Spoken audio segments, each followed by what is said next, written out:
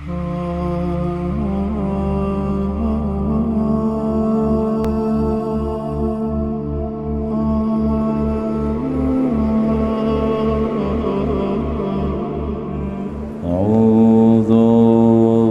بالله من الشيطان الرجيم. بسم الله الرحمن الرحيم. الحمد لله رب العالمين، والصلاة والسلام على سيد الأنبياء والمرسلين، حبيب إله العالمين أبي القاسم محمد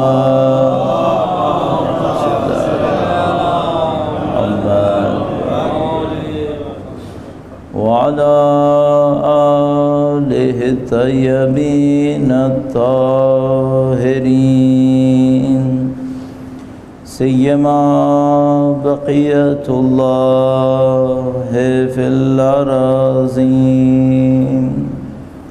قال الله تعالى في كتابه الكريم: بسم الله الرحمن الرحيم. أم حسبت أن أصحاب الكهف والرقيم كانوا من آياتنا عجبا. درود بھیجے گا محمد و آل محمد صلی اللہ علیہ وسلم. پروردگار عالم کا انتہائی احسان ہے، انتہائی لطف و کرم ہے کہ اس نے ہمیں اہل بیت اطہار علیہ السلام کے ماننے والوں سے قرار دیا، اس فرش عزا پہ بیٹھنا نصیب فرمایا ہے. اس دعا کے ساتھ کہ انشاءاللہ مرتے دموں تک ہمیں خاندان اہل بیت کے بہترین چاہنے والوں میں قرار فرمائے. انشاءاللہ ہماری اور ہمارے مرحومین کی قبور کو ان کی نورانیت سے منور فرمائے.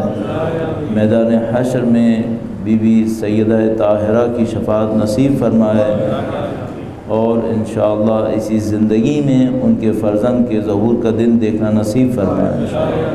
تمام دعاؤں کی قبولیت کے لیے جن مرحومین کے لیے مجلس منعقد ہو رہی ہے، ان کی ارواح کی بلندی سارے ثواب کے لیے درود بھیجے گا محمد و آل محمد صلی علی محمد آل محمد. پروردگار عالم نے جو سعادت مجھے اور آپ کو دین کے ذریعے سے نصیب فرمائی ہے، تو ایک قانون کے تحت جس میں خدا تعالیٰ نعمتوں کا حساب لیتا ہے، چاہے وہ دنیا کی نعمتیں ہوں چاہے وہ آخرت کی نعمتیں ہوں، یعنی جن نعمتوں کا تعلق مادیات سے ہے ان کا بھی حساب لے گا، جن نعمتوں کا تعلق روحانیات سے ہے، معنویات سے ہے، ان کا بھی حساب لے گا. تو مثال کے طور پر اگر خدا تعالیٰ نے بارش برسائی ہے تو ہم سے حساب لے گا کہ تم نے اس پانی سے کیا کیا. اگر اس نے مجھے اور آپ کو سانس زندگی دی ہے تو اس کا ہم سے حساب لے گا کہ جو دنیا کی زندگی تمہیں چند سال دی تھی تم نے اس کا کیا کیا.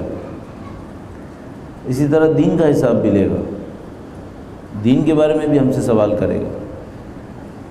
یہ کہ میں اور آپ یہاں پر سید الشہداء کے نام، ان کے فضائل و مصائب بیان کرنے کے لیے بیٹھے ہیں. یقیناً ہم اپنی آنکھوں سے دیکھ چکے ہیں کہ ہزاروں لوگوں نے تو ہماری آنکھوں کے سامنے اس فرش اعضاء کی دفاع کے لیے قربانیاں دیں. میرا نہیں خیال ہم اپنی زندگی کے اندر وہ ایام بھلا سکیں گے جب ہم ہر دوسرے تیسرے دن ایک شہید کا جنازہ اٹھا رہے تھے. تو اگر میں 15-20 سال جب سے پاکستان میں ہوں صرف اسی کو حساب لگاؤں کہ کتنے لوگوں نے اس فرش اعضاء کے لیے قربانیاں دی ہیں، یہ تعداد ہزاروں میں بنتی ہے. صرف اس ایک شہر کے اندر، پورے پاکستان کے اندر کتنے لوگ شہید ہوئے پوری دنیا کے اندر کتنے ہوئے، تاریخ میں کتنے ہوئے، پھر تو لاکھوں میں بات جاتی۔ تو یقیناً پروردگار عالم مجھ جیسے سے جو اس مجلس کے لیے یہاں موجود ہے، اور آپ جیسوں سے جو اس مجلس کے لیے یہاں پہ تشریف فرما ہیں، ہم سب سے حساب لے گا کہ بھئی جس کام کے لیے ہزاروں لاکھوں لوگوں نے قربانیاں دیں، جب تم وہ کام کر رہے تھے تو تم نے اس کام کو کیا سوچ کے کیا، اس سے کیا حاصل کرنے کے لیے کیا۔ اب میں ایک بدقسمت حقیقت آپ کی خدمت میں شروع میں عرض کروں گا، پھر اس کی اصلاح کے لیے چند جملات عرض کروں گا، اور آخر میں تقریباً آخر کے نزدیک آتے ہوئے اس مجلس کے منعقد کرنے سے جو کچھ ہمیں اور زیادہ فائدہ نصیب ہو سکتا ہے اس کے اوپر بھی چند جملات عرض کروں گا۔ ایک بار پھر درود بھیجے گا محمد و آل محمد۔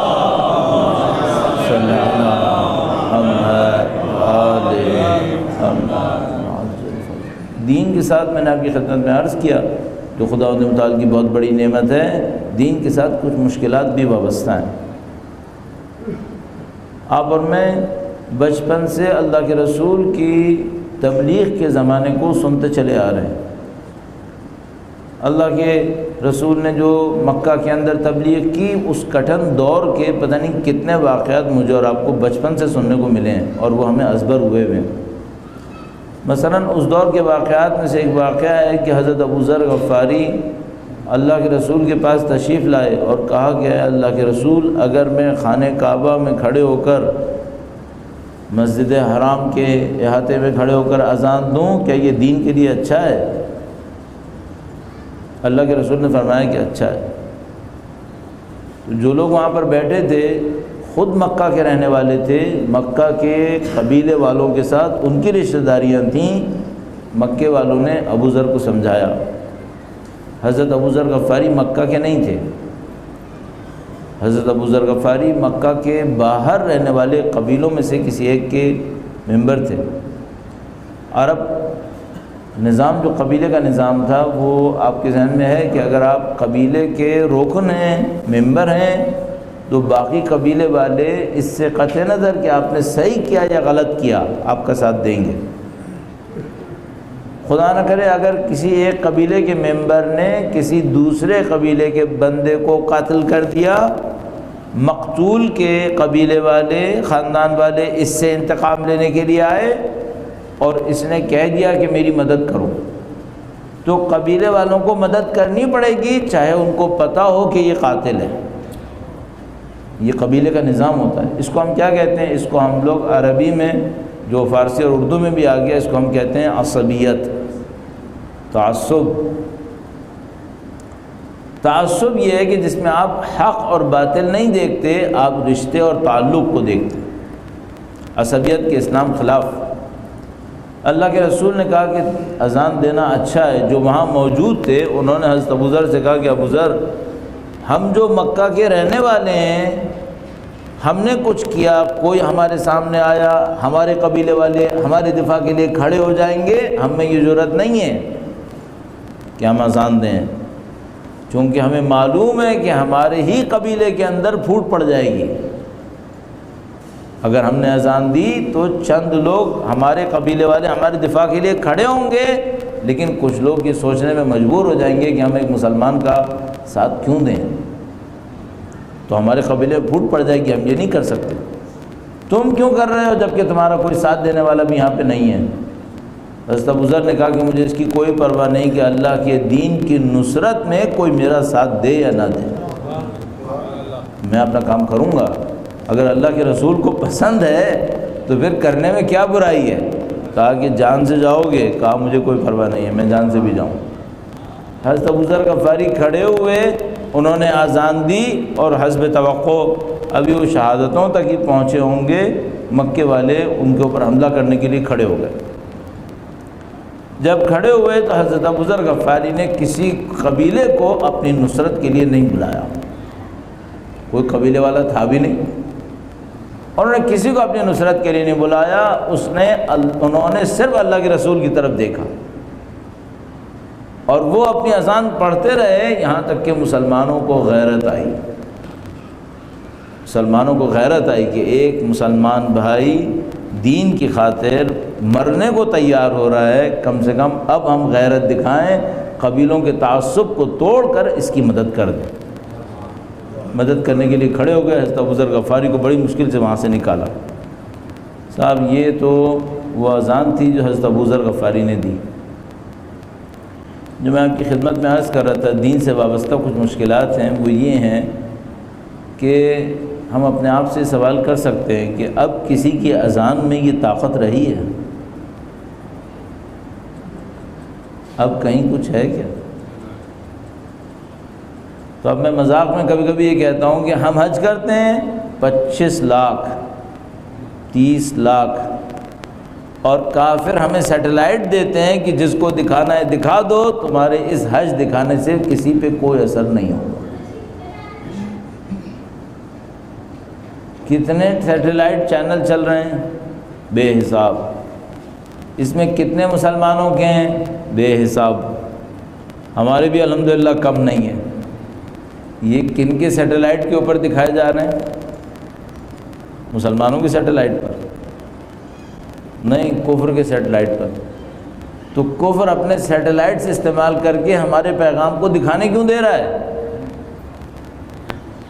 کافی حد تک اس کی امید یہ ہے کہ ان کے دکھانے سے ہمارے اوپر کوئی فرق نہیں پڑے گا۔ اگر کوئی ایک آدھ ایسا چینل آتا ہے جس کے دکھانے سے فرق پڑے، وہ اس کو اپنے سیٹلائٹ سے نکال دیتے ہیں۔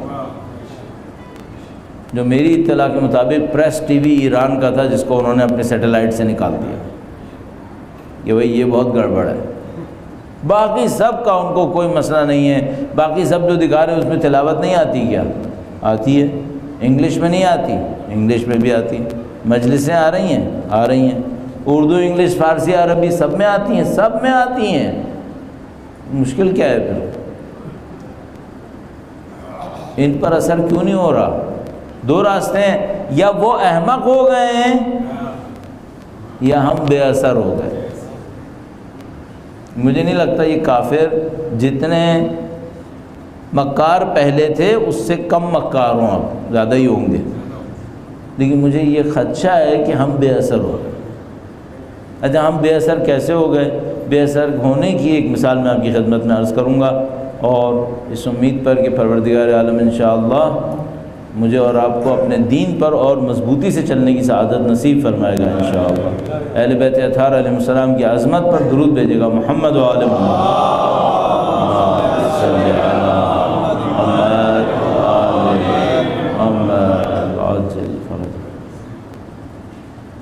بہت معذرت کے ساتھ یہ تھوڑی سی سخت مثال آپ کی خدمت میں عرض کروں گا۔ وہ یہ مثال ہے کہ آپ نے اپنی زندگی میں، چھوڑیے زندگی میں لمبی کہانی ہو جائے گی، اس ایک مہینے میں برسی، ہفتم، سیوم کی کتنی مجلسیں شرکت کی ہوں گی؟ کچھ تو ہوا ہوگا۔ بلاخر موت تو آتی ہے، لوگ مریں گے تو مجلس بھی ہوگی، تو آپ بھی اس میں جائیں گے یقیناً۔ اگر ایک سال میں لگاؤں تو کتنی مجلسوں میں گئے ہوں گے؟ اب یہ ہے کہ ذرا کاؤنٹ کرنا مشکل ہے، سینکڑوں نہ ہو تو 100 تو ہو ہی گئی ہوں گی۔ سینکڑوں شاید ہو گئی ہوں، لیکن نہ ہو سینکڑوں 100 تو ہو گئی ہوں گی۔ اگر ہر 100 مجلسیں، ہر مجلس میں 45 منٹ لگاؤں، اور 45 منٹ میں خطبہ بھی ہوتا ہے، مصائب بھی ہوتے ہیں، ادھر ادھر کی چیزیں بھی ہوتی ہیں، 15 منٹ صرف فائدہ مند لے لوں تو آپ نے 1500 منٹ دین سنا ہے۔ 1500 منٹ دین سنا ہوگا آپ نے، اور یہ کام اگر آپ نے 20 سال کیا ہو تو پھر کیا ہوگا؟ تو سرکار یہ 30,000 منٹ تبلیغ ہے، 30,000 منٹ آپ نے دین سنا ہے۔ میں آپ کی خدمت میں گارنٹی سے عرض کروں گا، دنیا کا کوئی کورس میں نے 30,000 منٹ کا نہیں سنا ہے۔ 30,000 منٹ کا کوئی کورس اگر میں بناؤں تو عزیزان محترم 60 منٹ میں 1 گھنٹہ ہو جاتا ہے۔ یہ تو تقریباً 15,000 گھنٹوں کا کورس بنے گا۔ آپ ذرا سوچیے گا، یہ جو یونیورسٹیز کے اندر پروگرامز ہو رہے ہوتے ہیں ایم بی ایس ماسٹرز کے اور گریجویشن کے، ان میں سینکڑوں گھنٹوں کی بات ہوتی ہے، ہزاروں گھنٹوں کی کوئی بات نہیں ہوتی ہے، اور میں ابھی آپ کی خدمت میں 15,000 گھنٹوں کا تذکرہ کر رہا ہوں، اور وہ بھی کس صورت میں کیا ہے کہ آپ نے 50 منٹ کی ایک مجلس سے صرف 15 منٹ فائدہ مند سنا ہو، تو 1/3 پروڈکٹیوٹی تو میں ویسے ہی ختم لے چکا ہوں، صرف 2/3 گرا چکا ہوں، کہ اگر 45 منٹ کی مجلس میں آپ گئے تھے 30 منٹ آپ نے کچھ نہ سنا ہو، صرف 15 منٹ فائدہ مند سنا ہو، اور یہ کام زندگی میں 20 سال کیا ہو تو آپ نے 15,000 گھنٹے تبلیغ سن لی ہے۔ اب میں آپ سے صرف ایک بات پوچھوں گا، اگر ہر مجلس نے آپ کی زندگی میں 1 پوائنٹ کی تبدیلی کی ہوتی تو 15,000 پوائنٹ آپ کی زندگی میں پازیٹیو ہونے چاہیے تھے، 15,000 پوائنٹ پازیٹیو، آپ انسان کامل کے لگ بھگ آ جاتے میرے خیال میں اور آپ انسان کامل بننے لگتے اگر یہ سب ہو جاتا۔ یہ سب نہیں ہوا، کیوں نہیں ہوا؟ اس کی وجہ یہ ہے کہ ہم نے ان مجالس کو سیکھنے کے لیے منعقد کیا ہی نہیں ہے، ہم نے سیکھنے کے لیے منعقد نہیں کیا، پھر کس لیے منعقد کیا ہے؟ بہت معذرت کے ساتھ، بعض لوگ ہاتھ باندھ کے کہتے ہیں 10 بستہ، بعض لوگ ہاتھ باندھے کہتے ہیں 10 بستہ معذرت خواہوں، جبکہ جب کہتے ہیں 10 بستہ تو اس کا مطلب ہوتا ہے ہاتھ بندھے ہوئے ہونے چاہیے، لیکن نہیں باندھتے ہیں۔ بہرحال میں بغیر 10 بستہ کہہ رہا ہوں معذرت کے ساتھ، ہم لوگ یہ مجلسیں مردوں کے لیے کرتے ہیں، زندوں کے لیے نہیں کرتے، یہ مردوں کے لیے ہو رہی ہیں، یہ زندوں کے لیے ہو ہی نہیں رہی ہیں، تو اس کا فائدہ کس کو ہو رہا ہے؟ مردوں کو ہو رہا ہے۔ اب مجھے ایک بات بتائیے گا، آپ نے اب تک تحمل فرمایا ہے، مجھے بتائیے گا کہ دین زندوں کے لیے آتا ہے یا مردوں کے لیے آتا ہے؟ اللہ کے نبی دین لائے، اللہ شاہد ہے، اگر یہ دین مردوں کے لیے آتا تو ابو جہل کو کوئی اعتراض نہیں ہوتا، ابو جہل، ابو لہب، فرعون و نمرود، ان سب کو اعتراض نہ ہوتا اگر یہ دین کس کے لیے آتے؟ مردوں کے لیے آتے۔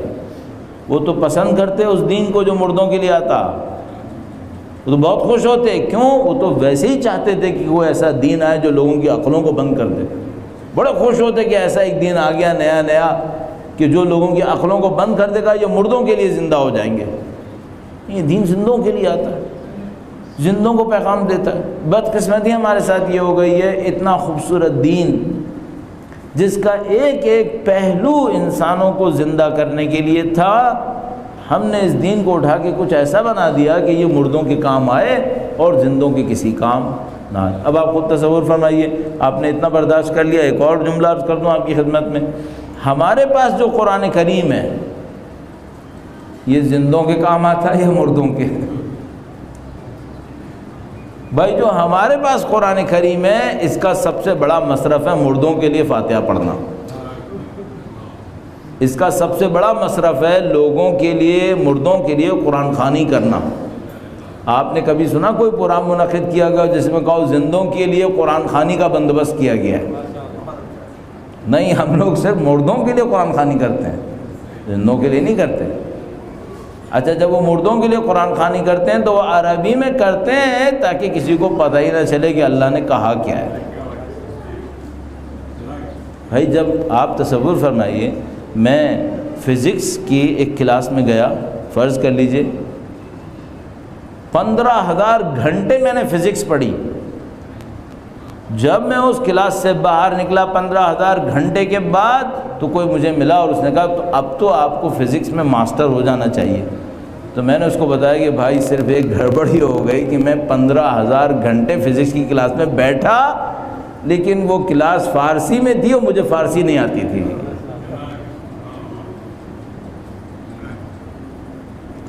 آپ خود بتائیے وہ مجھے کیا کہے گا؟ آپ خود بتائیے، وہ مجھے کہے گا پہلے گھنٹے تو چلو اس غلط فہمی میں نکل گیا ہوگا کہ فارسی میں ہے یا اردو میں ہے، دوسرے تیسرے گھنٹے بھی کوئی برداشت کر لے گا، یہ تم 15,000 گھنٹے تک وہاں کرتے کیا رہے؟ عزیزان محترم، ہمارے پاس صرف ایک راستہ ہے، یہ مجلسیں ہمیں تبدیل کریں۔ اب میں دوسرے موضوع پر آؤں گا، یہ مجلسیں ہماری کیا چیز تبدیل کریں؟ درود بھیجے گا محمد و آل محمد۔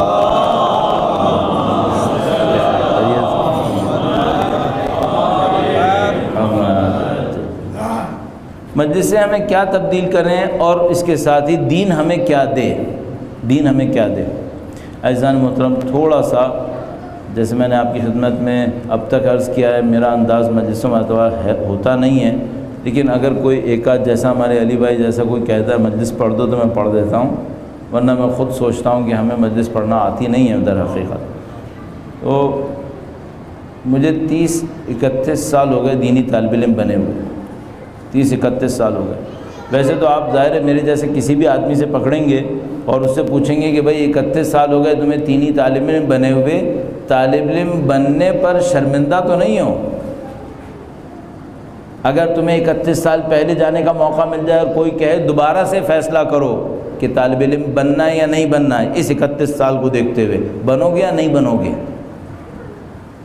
تو میرا اپنے خیال ہے میرے جیسا ہر آدمی کہے گا میں ہرگز طالب علمی کے سوا کچھ نہیں کروں گا، میں طالب علم بنوں گا۔ صحیح ہے؟ نہیں معلوم دل میں کیا سوچ رہا ہوگا۔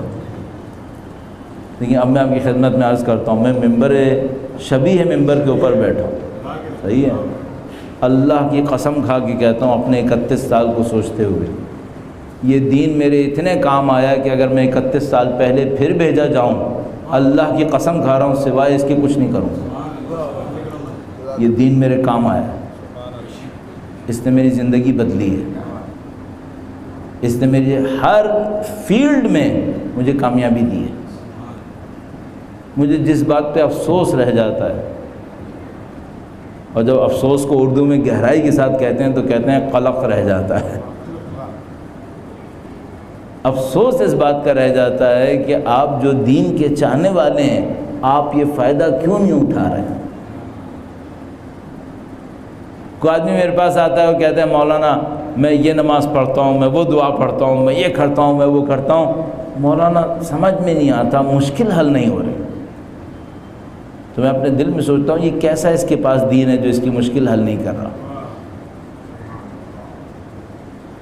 دنیا کا سب سے بڑا ڈاکٹر میرے پاس آ کر کہے کہ میں دنیا کا سب سے بڑا ڈاکٹر ہوں، میری دکان میری کلینک پہ اتنے لوگ آتے ہیں، ہر آدمی سے میں اتنی فیس لیتا ہوں، میری میڈیسن یہ میری میڈیسن وہ، مولانا میری نزلہ تو صحیح کر دو۔ تو میں اس سے کیا کہوں گا کہ باقی تم فراڈ کر رہے ہو کیا؟ تو اپنا نزلہ کیوں نہیں صحیح کر سکے؟ اگر یہ دین میری زندے کے کام نہیں آ رہا، میرے مرنے کے بعد میرے کام آئے گا؟ عزیزان محترم، یہ دین آپ کے کام آنا چاہیے، یہ دین آپ کی مشکل کو حل کرے۔ اچھا اب یہاں پر ایک اور مسئلہ ہے، کوئی مشکل ممکن ہے مجھ سے پوچھے بھائی یہ بتاؤ دین ہماری کس مشکل کو حل کرے، کس مشکل کو حل کرے؟ مثلا ہمارے پاس پیسے کی کمی ہے، دین ہماری اس مشکل کو حل کرے گا؟ سب سے یعنی پوچھنے والا سب سے ڈائریکٹ کوشچن کرے تو وہ یہ کرے گا، کہے گا بھائی ایسا ہے روزگار کا معاملہ ہے، دین روزگار کی مشکل کو حل کرے گا؟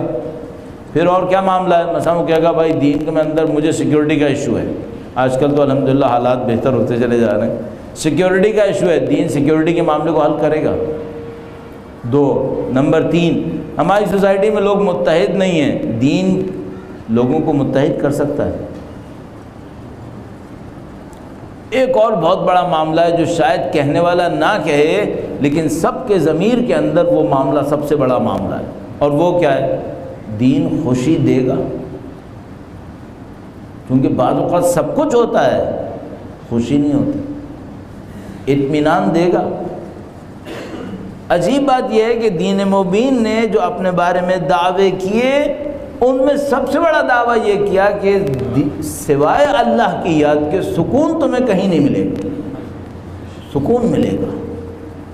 اب آپ اپنے دل پہ ہاتھ رکھ کے اپنے آپ سے ایک سوال کر سکتے ہیں، آیا میں زندگی میں خوش ہوں؟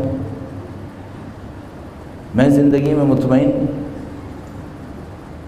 اگر آپ خوش ہیں، آپ مطمئن ہیں، الحمدللہ رب العالمین، اس دنیا کی سب سے بڑی دولت آپ کے پاس ہے۔ اچھا، اور اگر اس سے کم ہو تو کوئی کیا کہے گا؟ کہے گا بھائی دنیا کی ہر چیز ہے، خوشی نہیں ہے۔ اچھا، یہ جو خوشی نہیں ہے اس کو عرف عام میں عوامی زبان میں کس طرح کہتے ہیں؟ کہتے ہیں پتہ نہیں کیا بات ہے، آج کل مزہ نہیں آتا۔ عید آتی ہے، ہنس لیتے ہیں، مل لیتے ہیں، اندر سے خالی ہے، یہ کیوں ہے؟ اور یہ آج کی زندگی کا خاصہ ہے۔ اچھا، ایک اور مشکل ہے، وہ میں آپ کی خدمت میں عرض کروں کہ حل کی طرف جاؤں۔ انسان ہیں، انسانوں کی تعداد گھٹ رہی ہے یا بڑھ رہی ہے؟ بڑھ رہی ہے۔ کرۂ ارضی کے اوپر اس وقت 7 ارب سے زیادہ انسان ہیں۔ کبھی بھی تاریخ بشریت میں اس کے آدھے بھی نہیں تھے۔ اتنے انسان اس وقت کرۂ ارضی کے اوپر ہیں، 7 ارب سے زیادہ انسان ہیں۔ ان کی تعلقات اچھے ہیں۔ پچھلی صدی میں جنگوں میں جتنے لوگ مرے پوری تاریخ بشریت میں کبھی ملا کر جنگوں میں اتنے نہیں مرے تھے۔ میں نے ابھی آپ کے سامنے عرب کی ایک عصبیت کا تذکرہ کیا۔ قبیلے والے کا ساتھ دے گا چاہے قبیلے والا قاتل ہی کیوں نہ ہو۔ اب میں آپ سے ایک سوال کروں گا، آج بھائی کا ساتھ دے گا؟ قاتل تو چھوڑو، مقتول ہو تب ساتھ دے دے گا؟ نہیں۔ خوشی نہیں ہے، سکون نہیں ہے، دل نزدیک نہیں ہے، باقی پھر ہے کیا؟ سکے ہیں، لوہا ہے، یہی رہ جاتا ہے پھر۔ بھئی اگر دولت ہے تو سکے ہیں، گھر بار اور گاڑیاں ہیں تو لوہا ہے، تو سکوں اور لوہوں پہ خوش ہیں۔ یہ ملنا ہے زندگی سے؟ نہیں، ہمیں کچھ اور ملنا ہے۔ کیا ملنا ہے؟ ہمیں رشتے ملنے ہیں، محبتیں ملنی ہیں، ہمیں خوشیاں ملنی ہیں۔ یہ کیسے ملیں گی؟ عزیزان محترم، اگر مجھ سے کوئی کہنا دین ہمیں دولت دے گا یا نہیں دے گا، میں کہوں گا دین دولت دینے نہیں آیا، البتہ میں بتا سکتا ہوں کہ ہاں دولت بھی دے گا۔ دین ہمیں طاقت دے گا یا نہیں دے گا؟ دین طاقت دینے نہیں آیا ہے، لیکن میں بتا رہا ہوں طاقت بھی دے گا۔ پھر دین کیا دینے آیا ہے؟ دین خوشیاں دینے آیا ہے، دین سکون دینے آیا ہے، دین محبتیں دینے آیا ہے۔ یہ دے گا یا نہیں دے گا؟ میں کہوں گا ہاں 100% دے گا۔ اگر کوئی کہے میرے پاس نہیں ہے تو میں اس سے کیا کہوں گا؟ بدقسمتی سے آپ کے پاس دین نہیں ہے۔ اگر دین ہوتا تو یہ سب ضرور ہوتا، یہ سب ضرور ہوتا۔ اچھا، اب کیا کریں؟ یہ تو وہ ہو گیا جو نہیں ہے، تو چلو نہیں ہے تو یہاں آ گئے۔ اب اگر چاہیے تو کیا کریں؟ چاہیے تو کیا کریں؟ تو کیا مثلا میرا جیسا دین کا طالب علم آپ سے یہ کہے کہ چونکہ اب آپ ایک کلاس میں فیل ہو گئے لہذا آپ ابدی فیل ہو گئے، نعوذ باللہ، معاملہ ختم؟ یہ کبھی دین نہیں کرتا۔ دین کہتا نہیں، ہمیشہ دروازے کھولیں، ہمیشہ دروازے کھولیں۔ پھر حل بتاؤ۔ اگر ہمارے پاس خوشی نہیں ہے، ہمیں خوشی چاہیے۔ ہمارے پاس محبتیں نہیں ہیں تو ہمیں محبت چاہیے۔ ہمارے پاس سکون نہیں ہے تو ہمیں سکون چاہیے۔ اس کا راز پھر دین ہمیں کیا دیتا ہے؟ اس مشکل کو دین حل کر سکتا ہے۔ میں چند نکات آپ کی خدمت میں عرض کروں گا، اور آپ میں سے جو اس پہ عمل کرے گا اللہ نے چاہا تو اس کو بھی خوشیاں نصیب ہوں گی۔ درود بھیجے گا محمد و آل محمد۔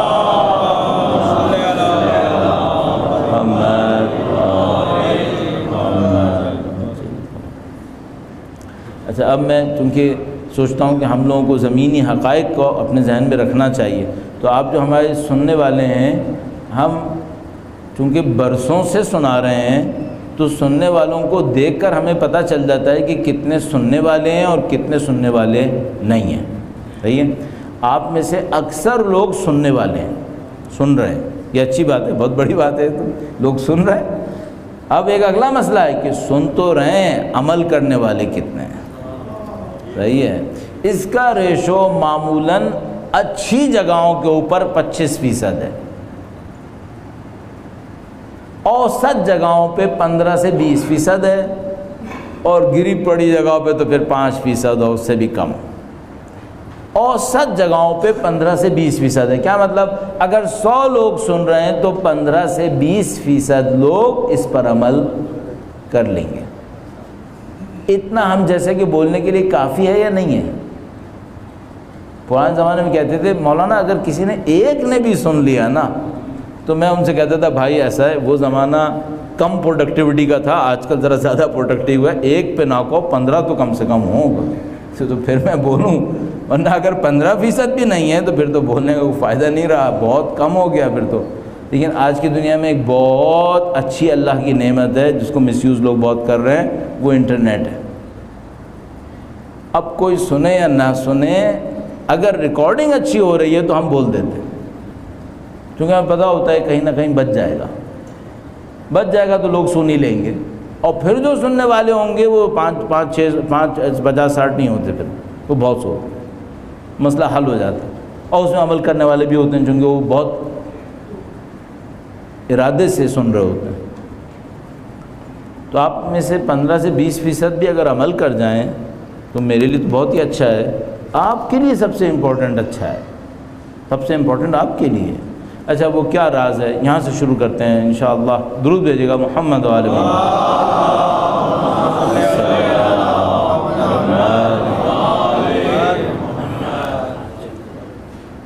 ایک روایت ہے، انتہائی نفیس روایت، خوشیوں کی بنیاد العیش کل العیش، زندگی بہترین زندگی۔ عیش اردو میں عیاشی اور عیش انتہائی آسانی کو کہتے ہیں۔ آپ گاڑی میں آئے تو یہ آپ کا ایک وسیلہ ہے، لیکن گاڑی میں آپ کی ضرورت اور آپ کی سہولت کی ساری چیزیں ہوں تو اس کو آپ عیش کہہ سکتے ہیں۔ العیش کل العیش، عیش اچھی زندگی، کل العیش بہترین زندگی۔ کیا ہے؟ کس چیز کے اندر؟ اللہ کے رسول نے ارشاد فرمایا، ان کی ذات پہ درود بھیجے گا محمد و آل محمد۔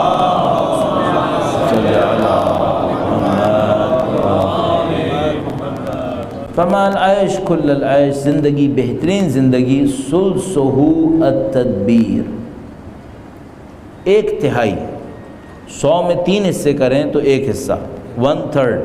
ثلثہ التدبیر، پلاننگ، منصوبہ بناؤ۔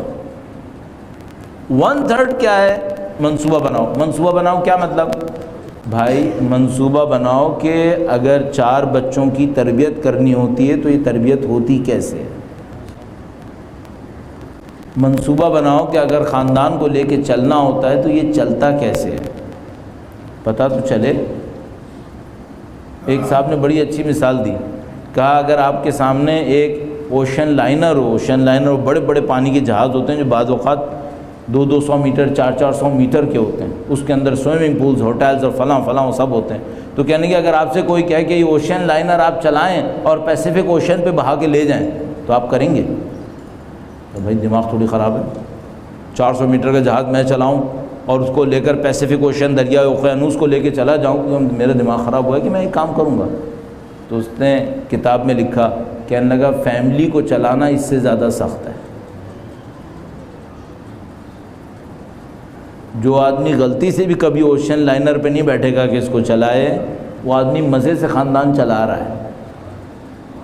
صرف ایک مسئلہ ہے، اگر کشتی ڈبوئے گا، پانی کا جہاز ڈبوئے گا تو لوگ مرتے ہوئے نظر آئیں گے، لیکن جب خاندان کو ڈبوتا ہے تو کسی کا لاشا نہیں اٹھتا، ذہنوں کے قبرستان بن جاتے ہیں۔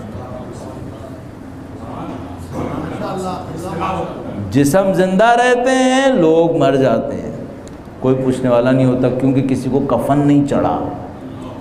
کفن چڑھے گا تو پوچھیں گے، احمق ہے۔ مردے کو کفن چڑھ جائے نا تو داستان ختم ہو گئی ہے۔ جس زندے نے مردہ بن کے زندگی گزارنی ہے اس سے پوچھو، مردہ تو مر گیا، معاملہ ختم ہو گیا، اس کی کہانی ختم ہو گئی ہے۔ جو زندہ ہے اور ہر روز مر رہا ہے اس سے پوچھو۔ بہت سارے گھروں کے اندر زندہ لاشیں چل رہی ہیں، کیوں؟ کیپٹن نے سب کو مار دیا ہے، اور کیپٹن صاحب کو پتہ نہیں کہ وہ کتنے انسانوں کے قاتل ہیں۔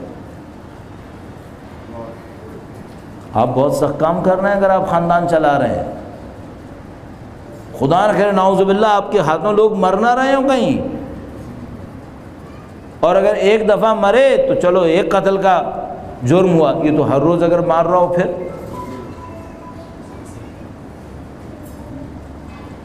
اگر ہر روز خاندان کے اندر میری وجہ سے نعوذ باللہ تعالی لوگوں کی زندگی اجیرن ہوئی بھی ہے, اور عملاً پریکٹیکلی بعض اوقات جس کے نیچے لوگ زندگی گزار رہے ہوتے ہیں اس کے مرنے کی دعا بھی کر رہے ہوتے ہیں, خدا یا اسے موت دے دے یا ہمیں موت دے دے. یہ کون سی زندگی ہے بھائی؟ یہ کیسی زندگی بنائی ہے؟ عزیزان محترم, اس سے چھٹکارا کرنا ہے تو کیا کروں؟ روایت دیکھ لیجئے. فرمایا العیش کل العیش, بہترین زندگی کیا ہے؟ ثلثہ التدبیر, سب سے پہلے پلاننگ کرو. پلاننگ کرو کہ بھئی یہ اتنا مشکل کام مجھے مل گیا ہے, مجھے 5 بچے 4 بچے پورا خاندان لے کے چلنا ہے, ہوگا کیسے یہ؟ انہیں کیا پسند ہے, انہیں کیا ناپسند ہے؟ کہیں ایسا تو نہیں کہ میں ان کی زندگی کو اجیرن کیے ہوئے ہوں. اگر ایسا ہے تو میں ان کی زندگی میں آسانی کیسے دوں؟ ممکن ہے میں سوچوں میں ان کو آسانی دوں گا نا, یہ میری زندگی اجیرن کر دیں گے. بیچ کا راستہ کیسے ہوگا؟ یہ بھی خوش رہیں میں بھی خوش ہوں, دوسرے سے پتہ چلتا ہے. فرمایا العیش کل العیش, زندگی بہترین زندگی ثلثہ التدبیر, 1/3 ایک تہائی پلاننگ ہے, اور باقی 2/3 کیا ہے؟ التغافل, لوگوں کی غلطیوں کو نظر انداز کرنا, غلطیوں کو نظر انداز کرنا. التغافل, ایک ہوتا ہے غفلت جس میں میں مبتلا ہو جاؤں تو بہت برا ہے, آپ مبتلا ہو جائیں انتہائی برا ہے. ایک ہوتا ہے تغافل. تغافل کسے کہتے ہیں؟ میں نے آپ کے ساتھ کوئی غلط کام کیا, آپ نے اللہ کے نام پر اپنی نگاہوں کو چھپا لیا, بند کر لیا. کہاں جس کو آپ کہتے ہیں غض نظر, اپنی نظروں کو ادھر کر دیا, کہا جیسے میں نے دیکھا ہی نہیں. اس کو کہتے ہیں تغافل. اچھا یہ کیوں ضروری ہے؟ یہ اس لیے ضروری ہے کہ اگر ہم ایک دوسرے کے عیب پکڑنے پر آ گئے تو سوائے زندگی اجیرن ہونے کے اور کچھ نہیں ہوگا. اور سوال یہ ہے کہ اگر میں دوسروں کے عیب پکڑ کے اپنی زندگی یہاں لے آیا اور جواب میں خدا نے میرے عیب پکڑنا شروع کر دیے, پھر میں کہاں جاؤں گا؟ تو میں کیا کروں؟ میں یہ کروں کہ اگر مجھے کسی کی کوئی غلطی نظر آئی ہے, جہاں تک ممکن ہے اس سے چشم پوشی کر دوں. فائدہ کیا ہوگا؟ ایک فائدہ تو یہ ہوگا کہ انشاءاللہ اس کے صدقے میں خدا میرے گناہوں سے چشم پوشی کر لے گا.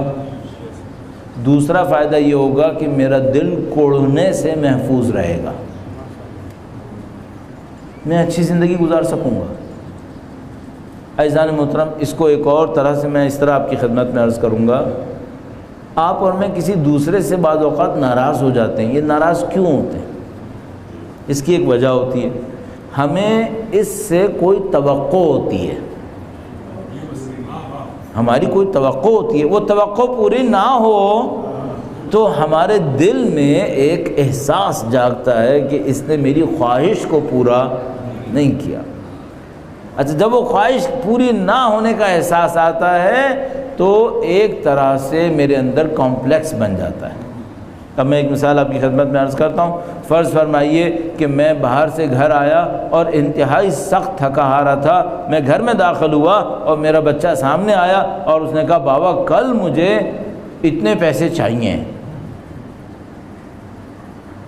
تو میں اس سے کہوں گا, اپنے دل میں سوچوں گا لو ابھی میں تھکا آ رہا باہر سے آیا ہوں, پتہ نہیں کیا کیا مصیبتیں اٹھا کے, صاحبزادے کو کوئی احساس ہی نہیں کہ باپ تھکا ہوا آیا ہے, بھوکا پیاسا, اور جیسے ہی کھڑا ہوا ہوں مجھ سے اگلے دن کا مطالبہ بھی شروع کر دیا.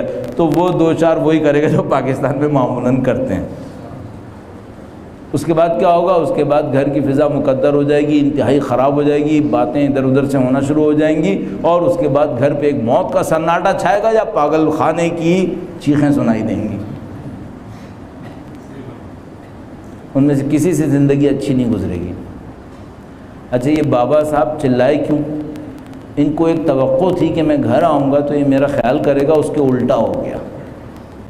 اچھا اگر یہ توقع کو تھوڑا سا دبا لے اور یہ سوچے کہ میں تھکا آ رہا تو گھر جا رہا ہوں، لیکن مجھے سوچنا چاہیے شاید ان بیچاروں کی اپنی کوئی مشکل ہو،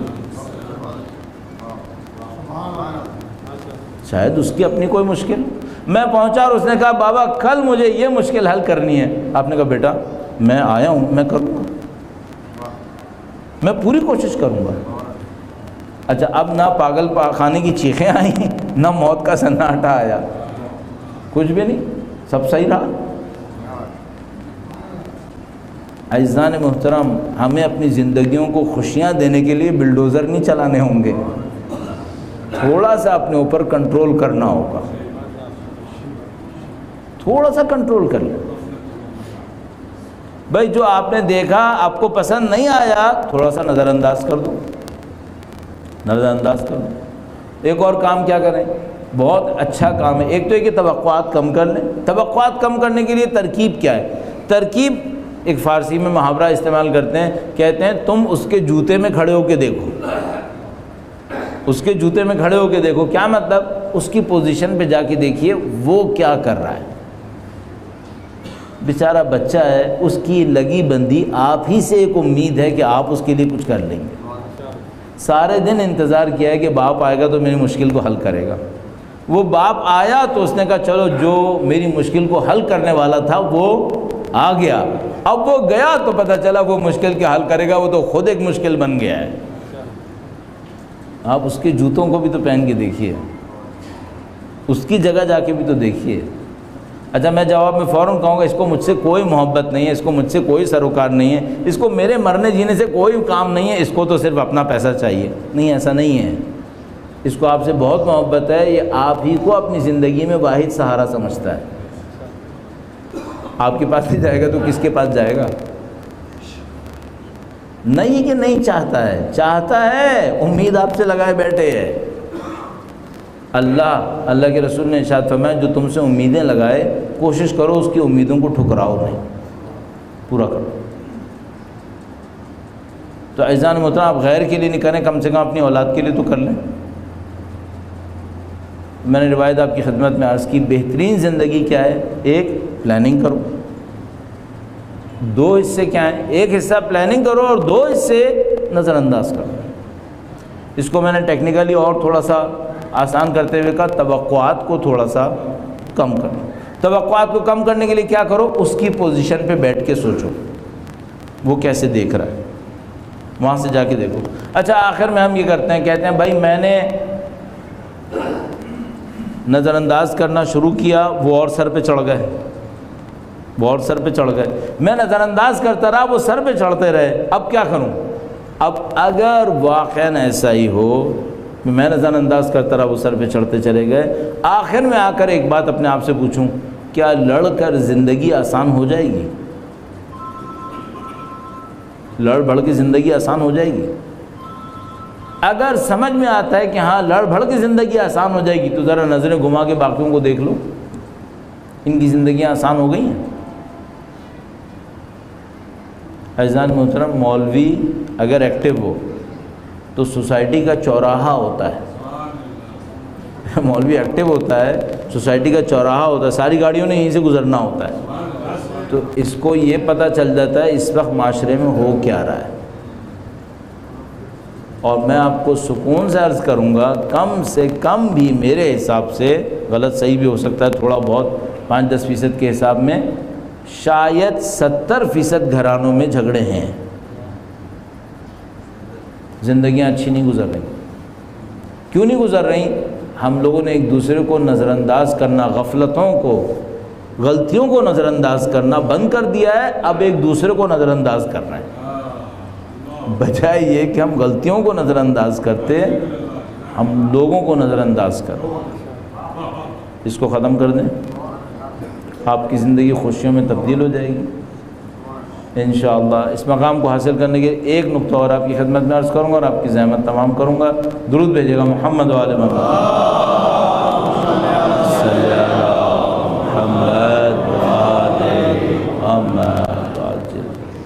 آخری بات اس سلسلے میں آپ کی خدمت میں عرض کروں گا، میں نے آپ کی خدمت میں عرض کیا کہ 30-31 سال ہو گئے مجھے دینی طالب علم بنے ہوئے، تو میں نے کچھ چیزیں اس سے سیکھی ہیں اور سوچتا ہوں کہ یہ لوگ اس پر عمل کر کے زندگی کو اچھا کیوں نہیں کر رہے۔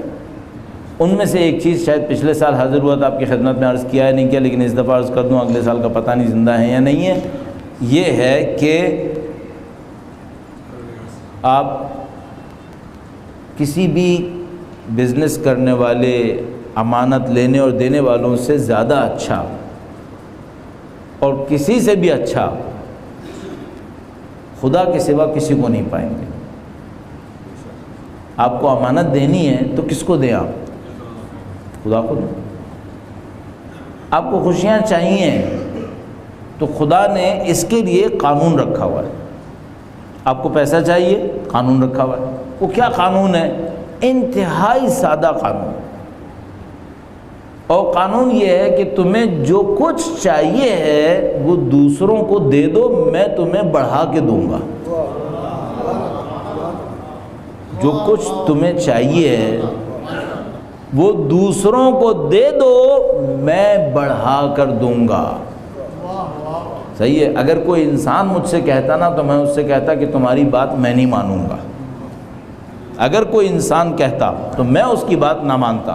جیسے بینک کہتے ہیں نا ہمارے پاس رکھوائیے آپ جب چاہیں لے لیں، تو میں کہتا ہوں تم جھوٹ بول سکتے ہو، تم جھوٹے ہو سکتے ہو۔ کیوں؟ پہلی بات تو یہ کہ ممکن ہے کہ تم مجھ سے لے لو اور بعد میں انکار کر دو، پہلی بات۔ دوسری بات یہ کہ ممکن ہے مجھ سے لو اور اپنے سروسز چارجز لگا کے جو میں نے دیا اس کا بھی بیڑا غرق کر دو۔ ممکن ہے مجھ سے لو اور جب میں کہوں مجھے واپس دو تو تم کو ہمارے پاس ختم ہو گیا۔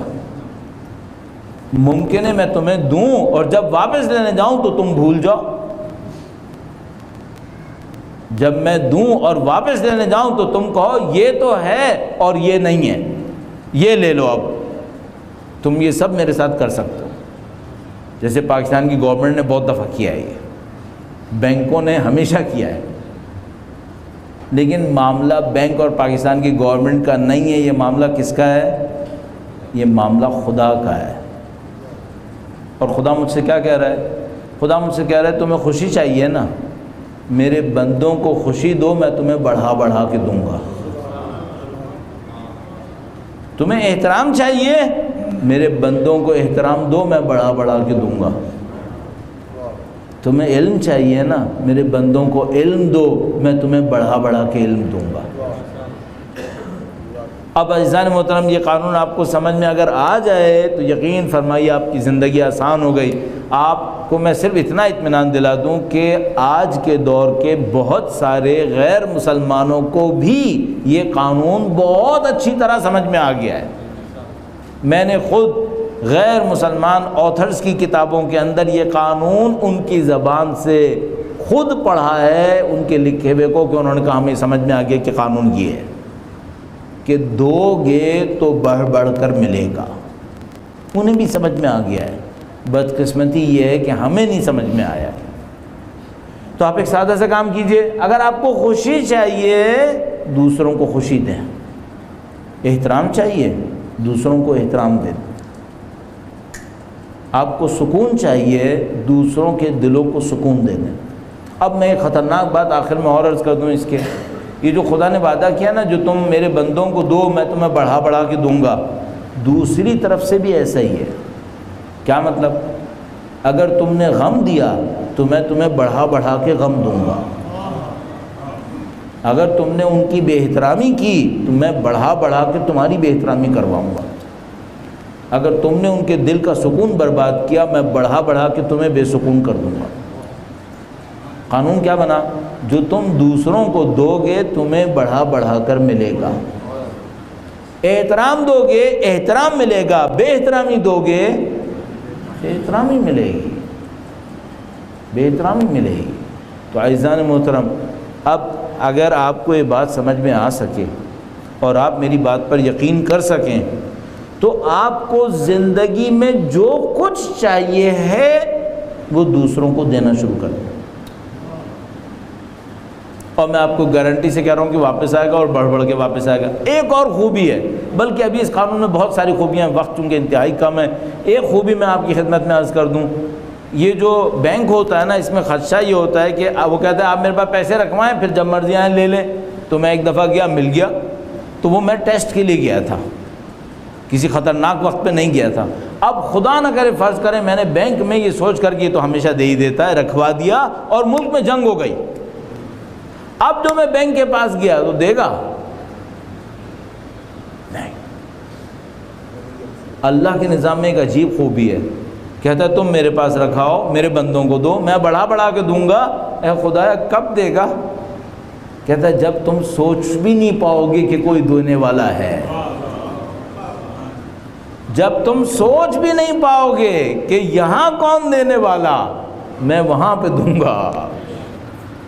بینک وہاں پہ لے لیتا ہے جب مشکل وقت آتا ہے، خدا وہاں پہ دے دیتا ہے جب مشکل وقت آتا ہے۔ تو مثلا فرض کر لیں کوئی مصیبت میں پڑا تھا، میں اس کے کام آ گیا، اب میں کہہ رہا ہوں اب کون میرے کام آئے گا؟ جلدی مت کرو، کیوں؟ اس کو خدا پہ چھوڑ دو کہ وہ کب واپس دے، کیوں؟ وہ اس وقت واپس دے گا جب تمہیں سب سے زیادہ ضرورت ہو، اس کے بیلنس میں ڈال دو، اس میں فائدہ ہی فائدہ ہے۔ جلدی جلدی مت مانگو، کوئی فائدہ نہیں ہوگا اس سے۔ تو آپ نے اگر صدقہ دینا ہے خدا کو دے دیں، یہ مت کہے گا خدا کل تک مجھے بڑا بڑا کے دے دینا، نہیں، دے دو، تھوڑا سبق گزار لو، خدا پہ اعتماد کرو، خدا ظلم نہیں کرے گا، عدل کے سوا اور فضل و کرم کے سوا کچھ نہیں کرے گا۔ عزیزان محترم، اگر دنیا میں کسی کو یہ بات سمجھ میں نہ آئی ہو نا، تو کم سے کم اہل بیت کے چاہنے والوں کو ضرور سمجھ میں آ جانی چاہیے۔ بھائی دنیا میں لوگ قربانیاں نہیں دیتے، قربانی کیوں نہیں دیتے؟ وہ کہتے ہیں ہم قربانی دیں گے ہمیں کیا ملے گا؟ اگر دنیا کے اس اصول کو دنیا والے اس طرح دیکھتے ہیں، ہم قربانی دیں گے ہمیں کیا ملے گا، ان کو نہیں پتا آپ تو سید الشہداء کے چاہنے والے ہیں، کیا آپ کو بھی نہیں پتا؟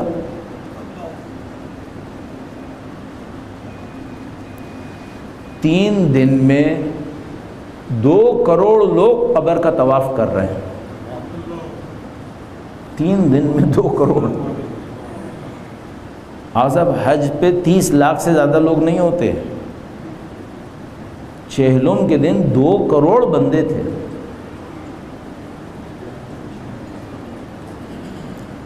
خدا متعال نے سید الشہداء کے نام کو بلند کیا، 1-2 دن کی بات نہیں ہے، 1400 سال کی بات ہے۔ تو اگر دنیا میں کسی کو یہ سمجھ میں نہ آتا ہو کہ دینے پر خدا دیتا ہے یا نہیں دیتا، امام حسین کے چاہنے والوں کو بہت اچھی طرح پتہ ہے کہ خدا دینے پر ضرور دیتا ہے۔ سید الشہداء نے اپنا پاکیزہ خون دیا، پروردگار عالم نے دنیا کے سروں کو سید الشہداء کے سامنے جھکا دیا، اور جو قیامت میں ہونے والا ہے اس کو تو خدا ہی جانتا ہے۔ قیامت میں کیا ہونے والا ہے؟ ایک منظر بڑا عجیب قیامت کا منظر آپ نے سنا ہے، میں آپ کی خدمت میں عرض کروں گا۔ روایات کے مطابق جب ایک دن آئے گا جب میدان حشر ہوگا، تمام انسانیت، عام انسانوں سے لے کر انبیاء تک، سب کے سب میدان حشر میں آ چکے ہوں گے۔ جب سب لوگ میدان محشر میں آ چکے ہوں گے، اس موقع پر ایک منادی ندا دے گا کہ اے اہل محشر نظروں کو جھکا لو، فاطمہ بنت محمد تشریف لائیں۔ میدان حشر میں اولیاء، اوصیاء، انبیاء سب کے سب کھڑے ہوں گے، سب نظروں کو جھکا لیں گے، سیدہ طاہرہ تشریف لائیں گی، ان کے ہاتھ میں ایک خونی کرتا ہوگا، خون آلود کرتا لے کر تشریف لائیں گی، اور اللہ کے حضور فریاد کریں گی اور کہیں گی کہ اے خدایا میرے حسین کے اوپر جو ظلم ہوا، پروردگار اس موقع پر ہم سب کو سیدہ کی شفاعت نصیب فرمائے۔ اے خدایا تجھے خون علی اصغر کا واسطہ، تجھے مولا علی اکبر کی اس جوانی کا واسطہ کہ جب سید الشہداء علی اکبر کے لاشے کے اوپر پہنچے اور سید الشہداء نے علی اکبر کو دنیا سے جاتے ہوئے دیکھ کر کہا وہ الدنیا بعدک الافا، اکبر تیرے بعد دنیا میں کچھ نہیں بچا۔ خدایا تجھے علی اصغر کے خون کا واسطہ، تجھے حضرت علی اکبر کی جوانی کا واسطہ، اے خدایا اس مظلوم وقت کا واسطہ جب بی بی زینب کبریٰ تلہ زینبیہ پر کھڑی تھیں اور میرے مولا حسین کے گلے پر، یا اللہ تجھے واسطہ ان مظلوم ہستیوں کی مظلومیت کا، ان کے پاکیزہ خون کا واسطہ ہے پاک پروردگار، اس خلیل کو اپنی بارگاہ میں قبول فرما، ہمارے محرومین کے تمام گناہ صغیرہ و کبیرہ کی مغفرت فرما۔